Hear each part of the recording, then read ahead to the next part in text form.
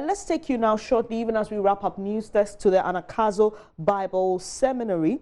The Vice President, Dr. Mahmoud Balmia, is addressing over 2,000 young people to commemorate International Youth Day. Do stay with us. Please be seated.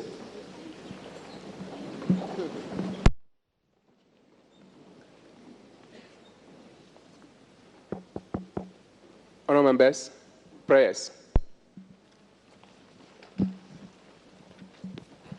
Almighty God, we humbly beseech thee to look with favor upon this house of the National Parliament of Ghana. Grant that it may perform its duty as in thy sight, give us divine guidance to the house, and thou members of Parliament and the youth of National Parliament of Ghana with discernment and vision, integrity and courage, that through the labors of administration, the interests of the youth may be well and truly served, and that good purposes for humanity be realized in our midst. Amen. O God, grant us a vision of our country, fair as it may be, a country of righteousness where none shall wrong his neighbor, a country of plenty where evil and poverty shall be done away with, a country of brotherhood where all successes shall be founded on service and honor shall be given to the deserving, a country of peace where government shall rest on the people in the love for the common good. Bless the efforts of those who struggle to make this vision a living reality. Inspire and strengthen our people that they may give time, thought, and sacrifice to the day of the coming beauty of Ghana and Africa. Amen. You may resume your seats, honourable members. Honourable members, you're welcome to the first sitting of the first session of the National Parliament of Ghana. Before the Council of Public Business, item 2, apologies. Majority Leader, any apologies to the House? Thank you very much. Thank you very much, Mr. Speaker. The Speaker, all members of the Majority Caucus are present, except to say that the Honourable Member Samuel. Can Carlton work on this for us quickly? Honourable Samuel Odum is part of the Health Committee, and the Health Committee is sitting listening to the Ministry of Education. So on behalf of Honourable Samuel Odum, the Speaker, I apologize for his absence. Thank you. Thank you very much. Minority Leader, any from your side? Thank you, Mr. Speaker. Mr. Speaker, from my caucus, all honourable members are present in the chamber. However, Mr. Speaker, being part of leadership, I will also apologize for the late start of the program because other honourable members had to travel from far distances to the chamber. Mr. Speaker, thank you. Thank you very much. Honourable members, at the Commission on Public Business, item number 3, presentation of paper. Majority Leader, may you introduce to the House the business for the day. Thank you, Mr. Speaker. Mr. Speaker, at this juncture, I'd like to crave the indulgence of honourable members that, as has been reflected on the other paper, the business for today is extremely crucial as far as the nation building and national aspiration of this country is concerned. Mr. Speaker, we are here today to deliberate on substantial issues that affect the most important aspect of the life of the youth of this country. Mr. Speaker, as a result, we have in our midst several honourable members and invited guests whom I believe, Mr. Speaker, will do the honor of introducing them as and when necessary. Mr. Speaker, the other paper captures the motion for today's sitting, and that is the role of the youth in contributing to quality education in Ghana. Mr. Speaker, Nelson Mandela, the former president of South Africa, once said something which I think gets at the core of quality education. The speaker, to quote the global icon, he said that education is an engine of personal development. He went further to elaborate that through education, the son or daughter of a peasant farmer can become a great doctor.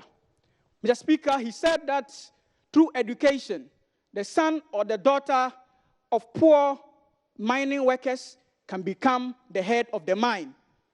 He also said that the son of a poor trader can become the president of a great nation, Mr. Speaker, through education. Mr. Speaker, education has been defined in many, many disciplines. Mr. Speaker, we will look in the context of the Ghanaian goal for education. What should quality education look like? Mr. Speaker, quality education, the Speaker, has actually been the promise of many leaders, institutional, politicians, business leaders, investors in education. But, Mr. Speaker, quality education should reflect in the three main domains of education. Mr. Speaker, I'm talking about the cognitive domain of education. I'm talking about the affective domain of education. Mr. Speaker, most importantly, the psychomotor domain of education. This is because, Mr. Speaker, in order for us to function effectively in the area of work, education need to impart the requisite knowledge, the requisite skills, and most importantly, the attitude that we need in order to coexist in the work environment with our colleagues. Mr. Speaker, having laid this preamble, it is also important that I gear it towards the context of the motion. What can the youth of this great nation do so that they can contribute to something that the derivatives will inure to their maximum advantage? Mr. Speaker, when you look at the elements of quality education, I've already given the domain, but most importantly, what needs to happen before we can get the ingredients that quality education has to offer?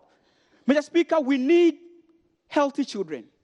Our school-going children must have a sound mind, well-nourished, and then well-balanced in terms of growth and personal development.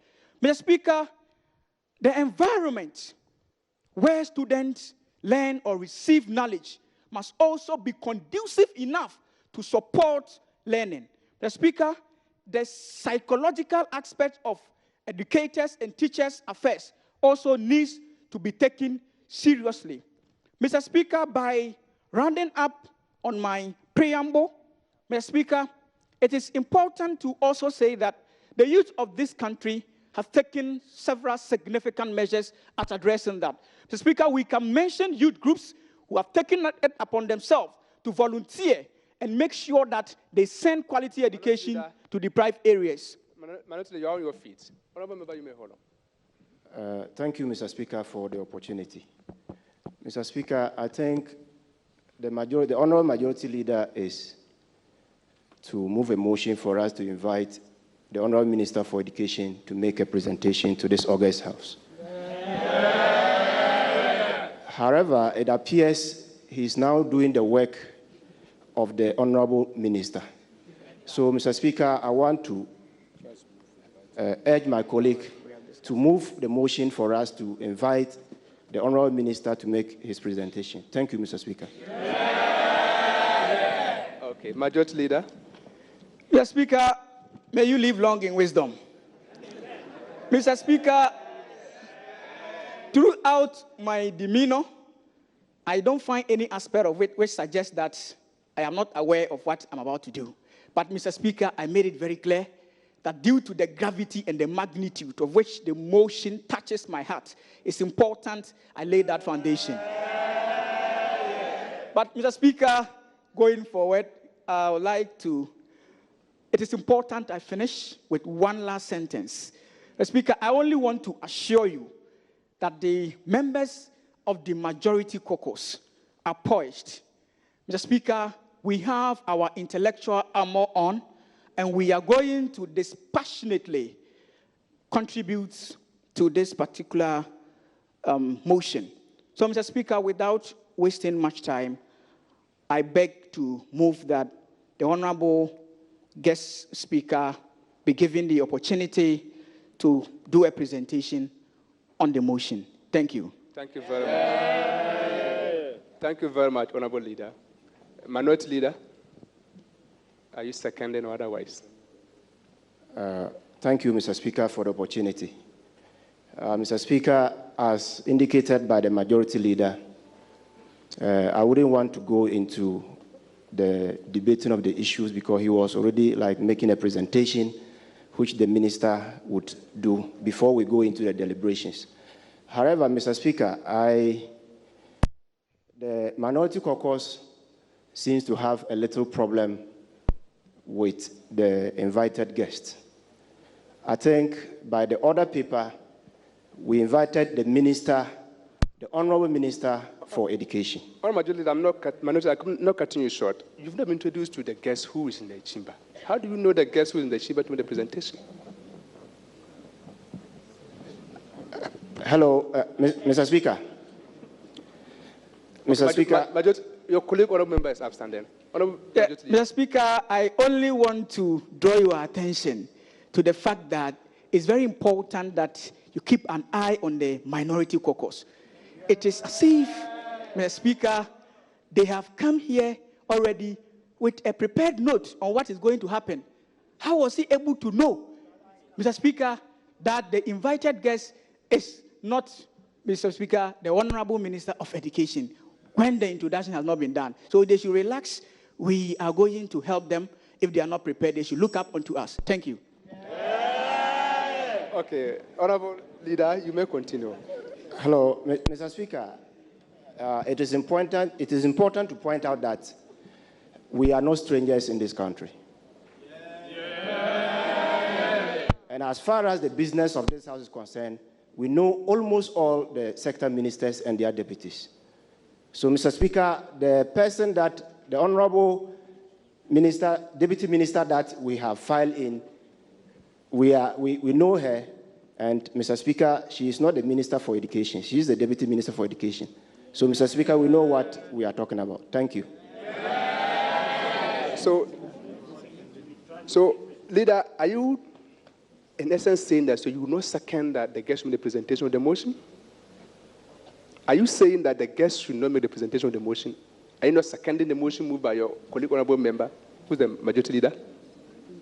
Thank you, Mr. Speaker. I thought that we could have appealed to the House of this H that the minister is not here but has delegated his deputy to make the presentation before we second the motion. Okay. Thank you very much, Minority Leader, for the attention you are drawing the House to. Indeed, maybe the Majority Leader, who is the chair of the Business Committee, could have mentioned that at his level too. But let me indicate that equally the Minister for Education had prepared seriously to be with us here.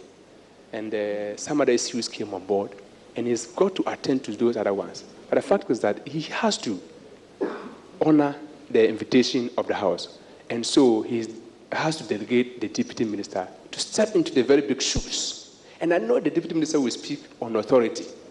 She wouldn't speak based on, I am asked to come.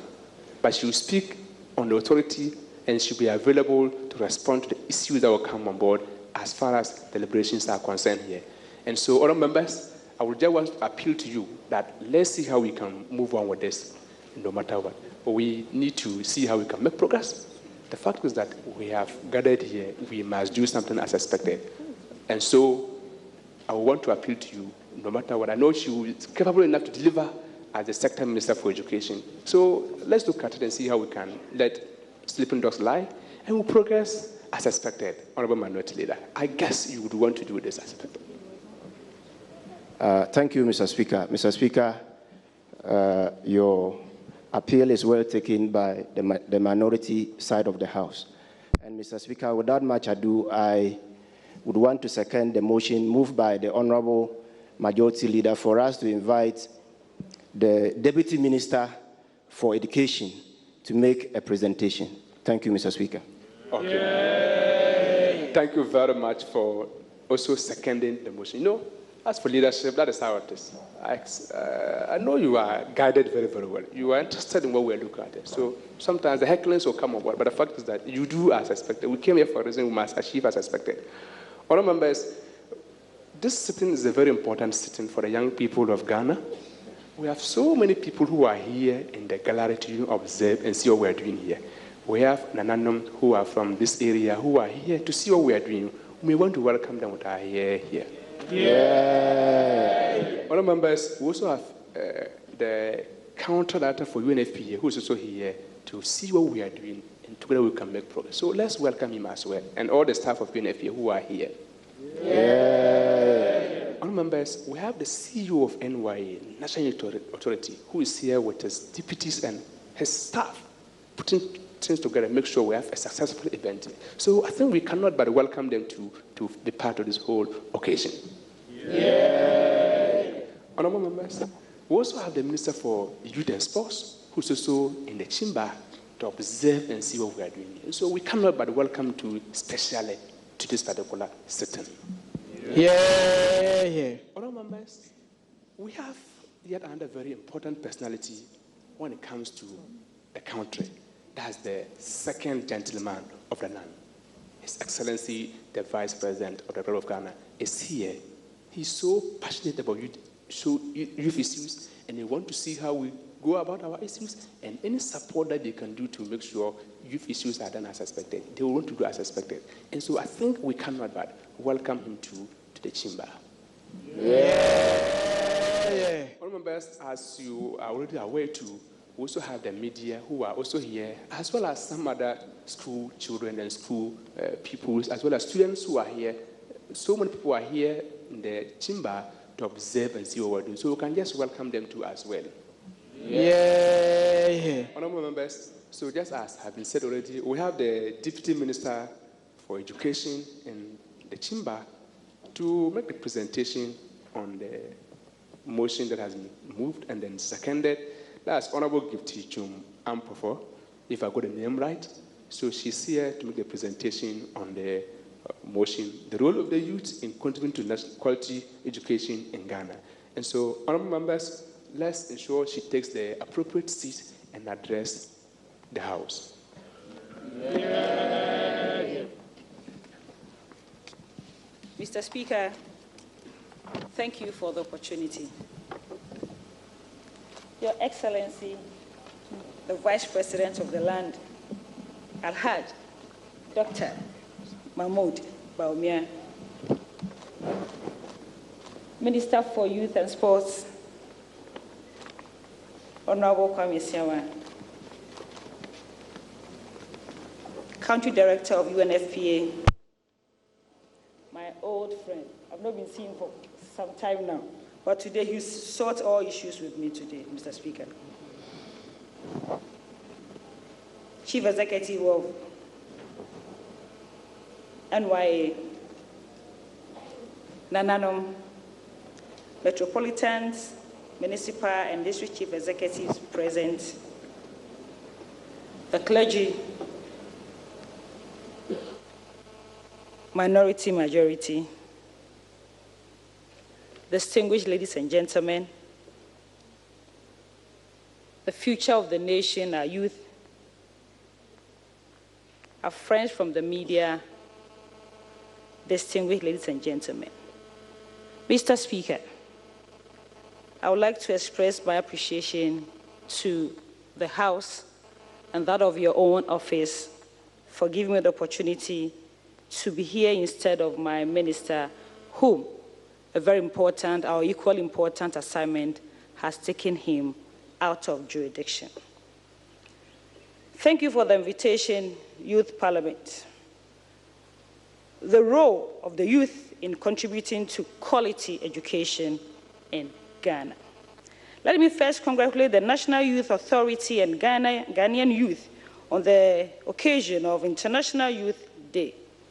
The National Youth Authority plays a crucial role in securing a better life for many of the timid young people in the Ghanaian society today. I would like to focus on the role our young people should play in the provision of quality education for all in our quest as a country to achieve the specific goal and target of quality education as set in the Sustainable Development Goals, that is, Goal 4. Mr. Speaker, as most of you are very aware, the Ministry of Education will next month enter the third year of the implementation of the almighty free SHS education policy. The policy complements the constitutionally mandated free, compulsory, and universal basic education by making senior higher education in Ghana absolutely free. Mr. Speaker, in this regard, any child in Ghana who qualifies for and is placed in a public secondary school for education will have his or her fees absorbed by the country. And not only the fees, all the necessary things that takes a child to school is being absorbed by the government, including food and even uniforms, as well as church cloth. The successful rollout of this policy is government's response to the renewed global effort to achieve good quality, relevant education for all and to address education as a means to fight poverty, creating jobs, foster business development, improve health and nutrition, and promote gender equality, peace, and democracy.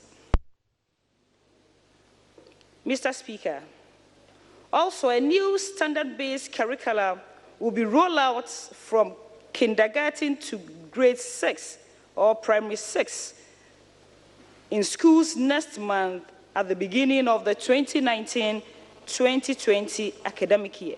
And to make this curriculum a very special one, as we speak, Your Excellency, all teachers of the basic schools in all districts in the country undergoing training to ensure that this curricula is rolled out in a way we expect the results to improve the lives of our youth.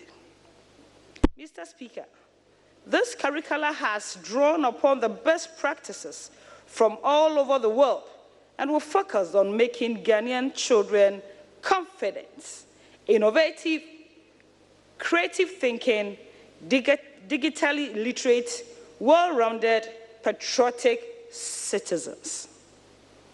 Mathematics, science, reading, writing, and creative areas are therefore at the heart of this curriculum. Your Excellency, I believe that community-based youth groups should play pivotal roles in organizing and mobilizing materials, physical and financial resources, and also focus on improving learning outcomes for disadvantaged children in under-resourced schools and marginalized communities. Also, young people can play collaborative roles with community leaders and school administrators to identify needs of schools within their communities, and then reach stakeholders and potential partners to provide solutions to the needs, such as mobilizing support to build libraries, classrooms and places of convenience, tables and chairs in classrooms, and undertake after-school mentoring sessions and supplementary learning classes for students in such communities who may have the need. Mr. Speaker, I wish to add that daunting duty of ensuring equitable and quality education opportunities for all in Ghana is a great responsibility on everyone. Therefore, the interest of the youth in promoting quality education in the country should transcend to grassroots resource mobilization to advocacy. And in addition to the advocacy, we also expect our youth to take very good care of the infrastructural support governments distribute to schools. Likewise, the textbooks. In recent times, Mr. Speaker, students get to SHS2, and their textbooks that was used in SHS1, we expect them to be available in the libraries, and our youth and our students, they tamper with them and becomes too expensive for government to replace all textbooks every semester and every year. Young people should leverage several other platforms, both online and offline campaigns, to advocate for inclusive education for all.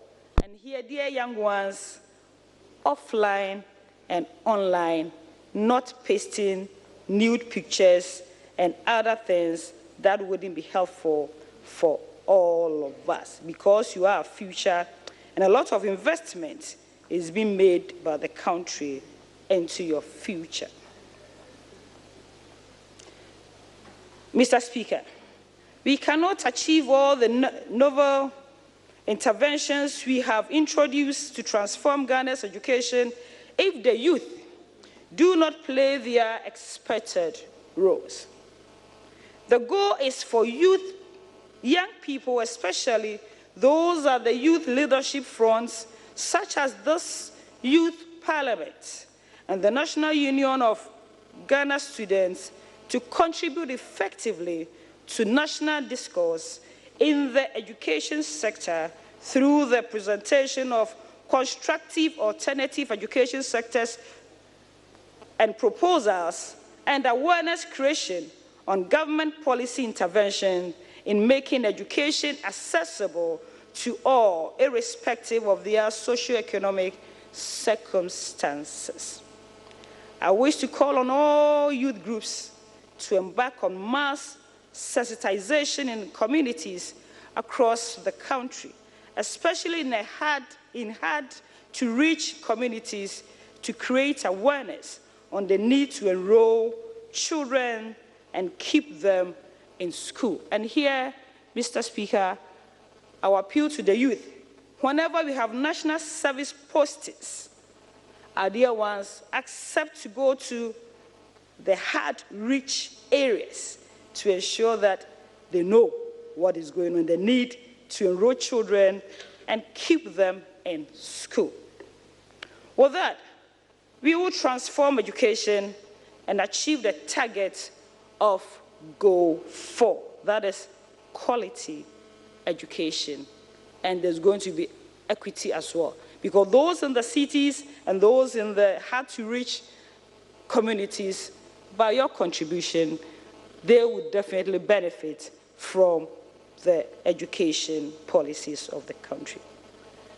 Mr. Speaker, I wish to assure you of the continuous commitment of Ministry of Education, and for that matter, the government of Ghana, led by President Nana Addo Dankwa Akufo-Addo, to the building of strong and robust educational systems that will provide quality education for all across the different educational levels. While we do this, I will urge all of us, most importantly, the youth, to play a huge role in ensuring that tangible and concerted efforts are channeled into advocating for the delivery of quality education for all, to build a safe, secure, and prosperous future for the next generation. I have no doubt, as a youth parliament, you will meet the challenges, and I wish you all the very best in your deliberation. Mr. Speaker, Your Excellency, thank you all for your time and attention.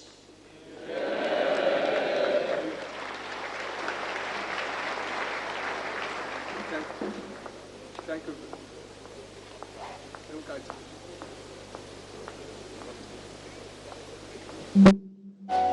Start all over again.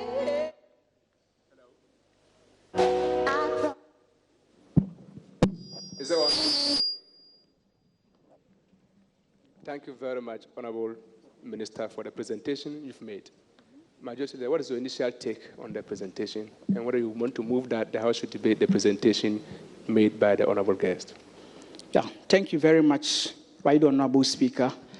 Right Honorable Speaker, before I give my initial take, I would like to, on behalf of the majority caucus... I want to urge you to a bit brief because of time factor. Yes, we extend our heartfelt gratitude and appreciation to the impressive presentation on the motion. Indeed, we couldn't have gotten quality presentation on this particular motion at this hour than what we have just listened to. We are much grateful, distinguished honorable guest honor.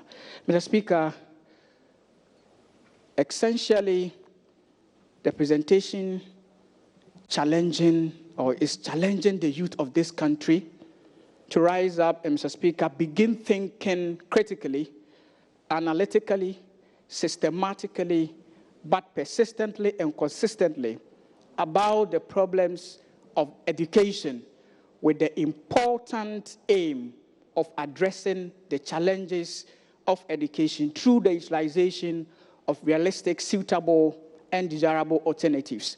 The Speaker, the alternatives that have been given are well captured, and the only one I would like to touch on is the utilization of both offline and online media platforms to raise campaigns about quality education.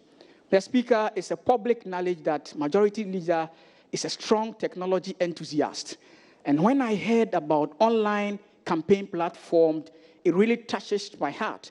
And the only thing I want to say is that youth of this country, honorable members, when you go back to your constituencies, every single youth nowadays, it's very difficult to see a youth of today who is not connected to technology in one way or the other. We are all connected to technology through the internet, and with the internet, with just a click, information can be retrieved and sent across the globe. So, Mr. Speaker, let us preach about the campaigns that can be raised online, both offline and online. And I will emphasize on the online one. Mr. Speaker, ending my brief, I will beg to move that the House deliberates on the presentation by the guest speaker. Thank you. Thank you very much. Minority Leader, what is your initial take? Will you second the motion moved by your honorable colleague that we should debate the presentation made by the honorable guest? Thank you, Mr. Speaker. Mr. Speaker, I would, on behalf of the minority, say that we are grateful for having the Deputy Minister make a presentation. However, Mr. Speaker, I picked two key issues which are commendable by the minority. One is the minister touched on the issue of free senior high school. I think it is a key issue, and that all young persons in this country must embrace it and encourage our young ones in our communities to take advantage of it and have education. Because it is important to indicate that the quality of the human resource that any country will have largely depends on the kind of education that is given. And Mr. Speaker, in line with that, it is also important to note that the Deputy Minister indicated they are developing a curriculum that will take place in the next academic year. It is also a welcoming news, and Mr. Speaker, we only hope that the educational administrators and policymakers are now seeing the need for our curriculum to be changed, because in Ghana now we have a number of youth that are unemployed, and it's partly due to the kind of education that is given to us. Mr. Speaker, on this note, I will support the motion moved by the Majority Leader that we go in to deliberate on the presentation made by the Deputy Minister of Education. Thank you, Mr. Speaker. Thank you very much for doing the needful Honourable members, before we move on to deliberate the presentation made by the honourable guest, I want to indicate clearly that we don't have much time. And so, members, I want to urge you to see how you can make your submissions, apart from leadership, within 1 minute. I want to urge you. Leadership, I want to urge you and then plead that if you could make your submissions within 2 minutes, because we don't have time at our disposal. I just need to plead on your endurance so that we can make progress and move on. I also want to say that we have the police band who are still here to support whatever we are doing here. So it's good we recognize them too in the chamber. Let's welcome them too. As well as the cultural troop from the NY National Youth Authority, they are also available. And several other people who are here that we cannot mention all their names here, but you are all recognized and we are welcoming you to the chamber. Thank you very much. Honourable members, the presentation made by the honourable guest now, it's now open for deliberations. You may want to indicate your submissions or contributions. Let's see how we can be brief with this because we don't have time at our disposal.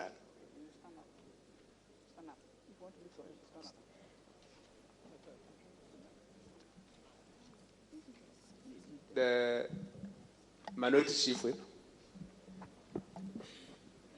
Thank you very much, Right Honourable Speaker. On your presentation, Honourable Minister, you made mention of the new curricula and the training ongoing. We do know that we have NAPCO teachers, and for that matter, the Educate Ghana model, also teaching in KGs and then primary schools. Have we made provision to capture them? If not, let's kindly have a look at that because we have them teaching and they need to be captured in this training. The other thing is, thank you very much for welcoming us to take care of our educational infrastructure. And we also want to plead that not only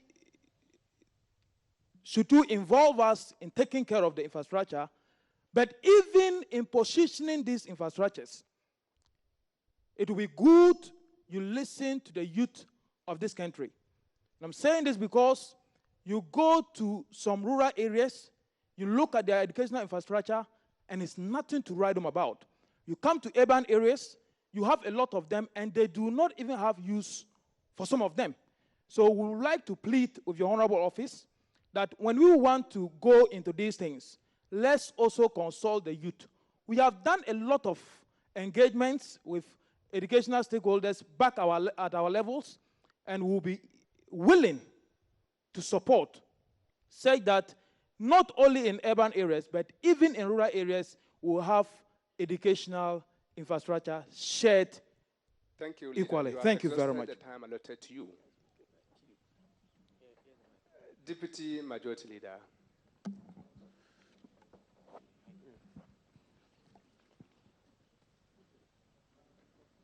Kindly assist him to get the microphone. Thank you, Mr. Speaker. I will also talk on the new curriculum that the Deputy Minister of Education have talked about. I want to urge you to be within the time we have indicated. Thank you, Mr. Speaker. I want to ask if the new curriculum have emphasized on the practicality aspect of education. Because in Ghana, we have realized our education system is about chew and poor. We go, we read, we are good at reading. When they ask questions, we can rattle and answer everything. But when it comes to the practicality aspect, we don't see anything. The JSS that I went, I can see old cabinet bench and other things, but we couldn't practice because the school is not resourced to go into the practical aspect. So I would like you to expatiate on that aspect, whether the new curriculum will give that aspect. Thank you. Thank you very much.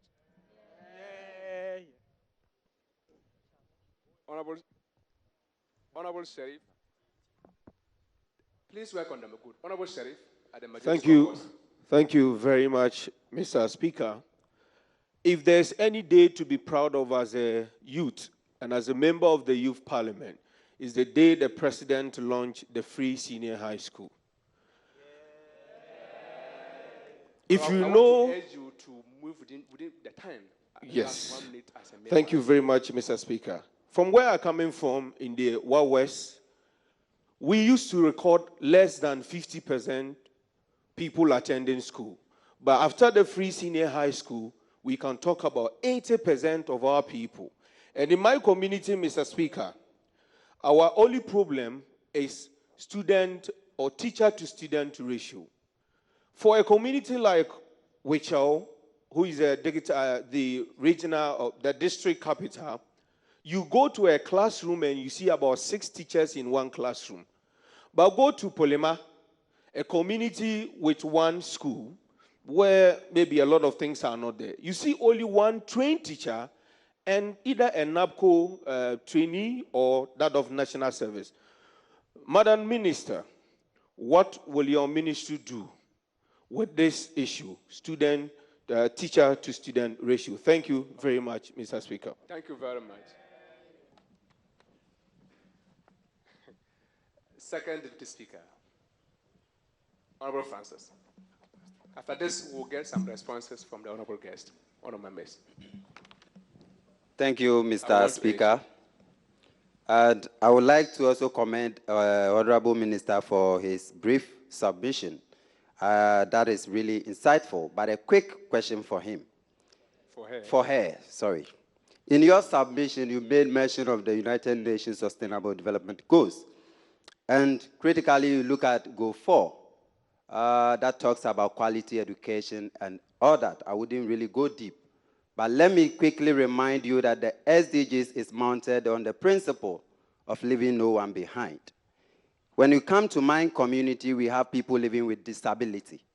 In your submission, I didn't hear any word that is really talking about people living with disability and how even possible to make our schools accessible to these people. Madam Minister, what is your take on this? Thank you very much. Honourable members would want to invite the honourable guest to respond to some of the issues raised, if she does have.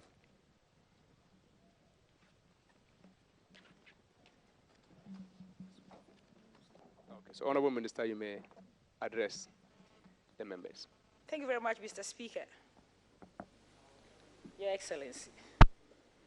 Mr. Speaker, I made mention of inclusive education. Inclusive education. Talking about inclusive education means that everybody, all hands on deck, and I also spoke about safe school. Well, the safe school principle, what we mean by safe school is to ensure that the child gets to school and the child is protected, irrespective of the child's ability and inabilities. We have children with special needs, not only with physical disability, but learning inabilities. They are all inclusive, and that's what we're talking about, inclusion education. And with the new curriculum, starting from the KG, we have arranged the tables in a circular form, such that the child who is weak and cannot even write C could see the fellow or the peers doing same, and they easily look at their peers, peer learning, and that one is effective. Again, with the arrangement in the classroom, irrespective of where you're coming from, you could access the classroom. The only challenge we have, but we're working fast at that, is the nature of story builders of the schools, which do not have disability accessibility. But the headmasters and teachers have been oriented such that when there's somebody with a mobility difficulty or vision impaired, the arrangement or reshuffle of the classes are such that with the safe school model, even if class 6 is on the 2nd floor and we have somebody with mobility difficulties, that class will be reshuffled onto the ground floor to ensure that everybody gets access and there is actually equity. Talking about classrooms, my honorable member from WA, talking about classrooms in the rural areas, in my speech, Mr. Speaker, I appeal to the youth of today to accept postings to hard-rich areas. Young youth of today, everybody wants the regional, the municipal capitals, and you are our future. So as we expect you to do the advocacy, we also plead that, Mr. Speaker, once postings are done, they will leave politicians alone. Instead of running from office to office.